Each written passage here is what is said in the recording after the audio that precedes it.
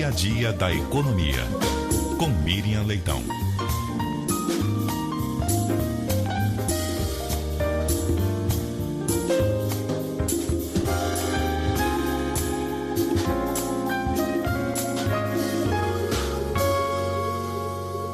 Muito bom dia para você, Miriam Leitão. Bom dia, Milton Jung. Bom dia, Cássia. Bom dia, ouvintes da Rádio CBN. Bom dia, Miriam. Desde o ataque dos Estados Unidos à Venezuela e com a declarada intenção do presidente Donald Trump de tomar conta da produção, enfim, todo o processo do petróleo na Venezuela, um tema que tem chamado a atenção é o quanto isso mexe aqui no Brasil e passa pela discussão sobre a transição energética, e eu quero ouvir a sua avaliação sobre esse assunto. É aqui no mundo, na verdade, né? Porque nesse momento o que está havendo batendo recorde de energias renováveis aqui no mundo, produção e uso, e o Brasil também tem tido uma dianteira nesse ponto. Mas, por outro lado, também tem batido recordes o uso de petróleo. O petróleo nunca parou de crescer.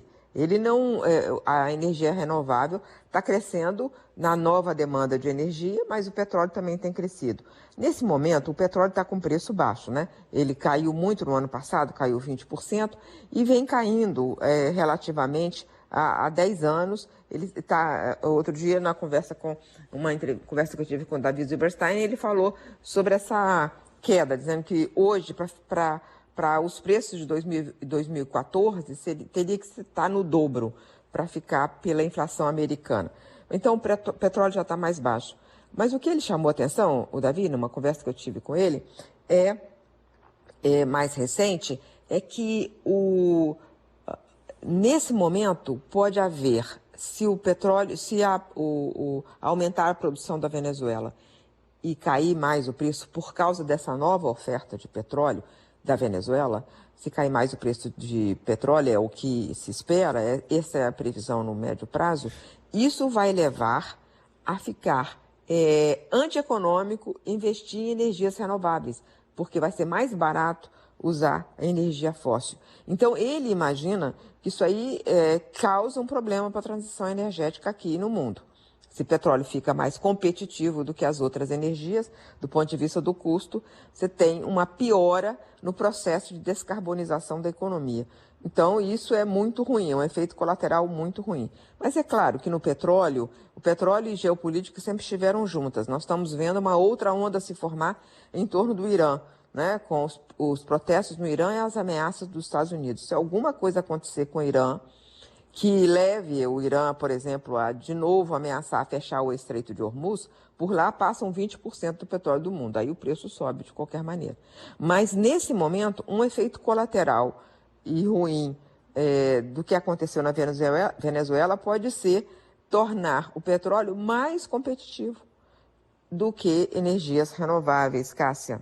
E essa é uma questão, Miriam, na sua avaliação, a partir dessa conversa, né, que você teve com o Davi Zilberstein, é uma questão de médio, de longo prazo? Como que fica essa questão do petróleo ganhar aí uma espécie de sobrevida em relação a outras energias mais sustentáveis?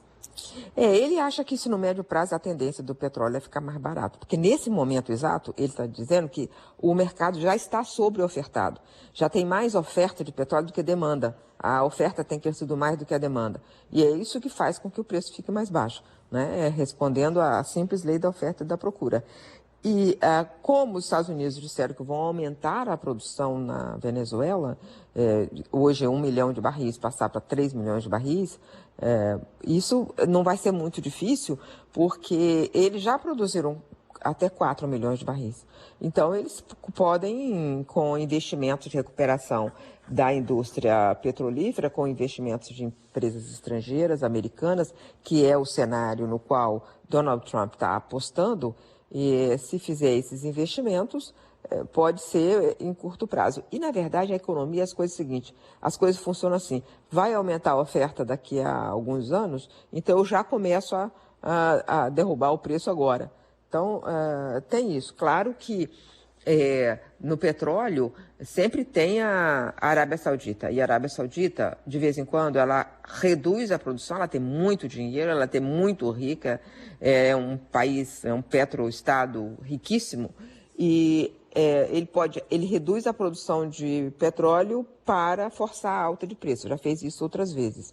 Mas vamos ficar olhando esse ritmo da descarbonização, porque ela pode ser reduzida e mais uma reação ruim desse atentado dos Estados Unidos à Venezuela. E agora vamos ficar de olho no Irã também, porque a situação começa a complicar muito por lá. Muito obrigado, Miriam. Um bom dia, uma boa semana. Boa semana. Até mais.